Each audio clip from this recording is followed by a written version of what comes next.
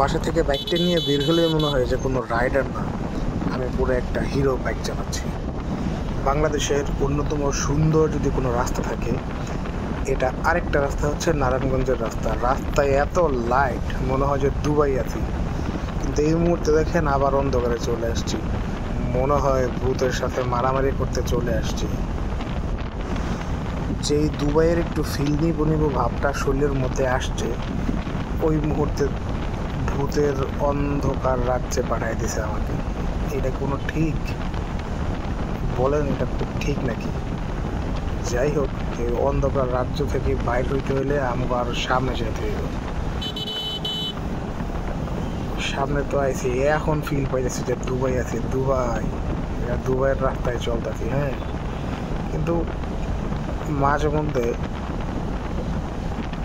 এমন সিচুয়েশনে পড়ে যায়, অটোওয়ালা মাঝখানে এসে মনে হয় যে ওটা বাপদাদার রাস্তা, আমি হালায় বাড়িটা তাই মাঝখানে ভুল করে ঢুকিয়ে গেছি।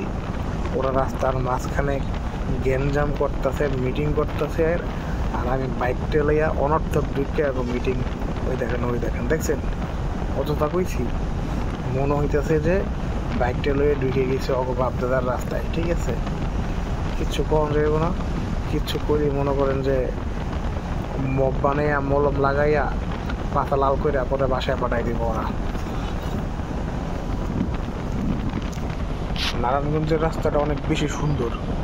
যদি এই যে এক্সপ্রেসওয়ের মাঝখান দিয়ে অটোগুলো না চলতো, নারায়ণগঞ্জের রাস্তা আরও অনেক বেশি সুন্দর যদি রাস্তার মাঝখান দিয়ে রিক্সা না চলতো। ঠিক আছে, আমরা কিছু কমু না, দুদিন পরে পরে অ্যাক্সিডেন্ট হইব। গত সপ্তাহে 5 জন মরছে এই জায়গায়, আরও মরুক, মহিলা দেশের জনসংখ্যা কমুক। আমরা চায় খালি দেখি, আমরা তো কিছু করার নেই, আমরা ওরা মারতেও পারি না। ঠিক আছে, ওরা রাস্তার মাঝখান দিয়ে যেমনি হেলিকপ্টার চালায়, ওরা চালায় মরুক। বর্তমানে অটোলে এমন একটা সিনারি চলতেছে, একটাতে যদি কোনো রকম পাশ কারায় সামনে যাওয়া যায়, সামনে যেয়ে দেখি আরো 3টা অটো বেয়ে গেছে।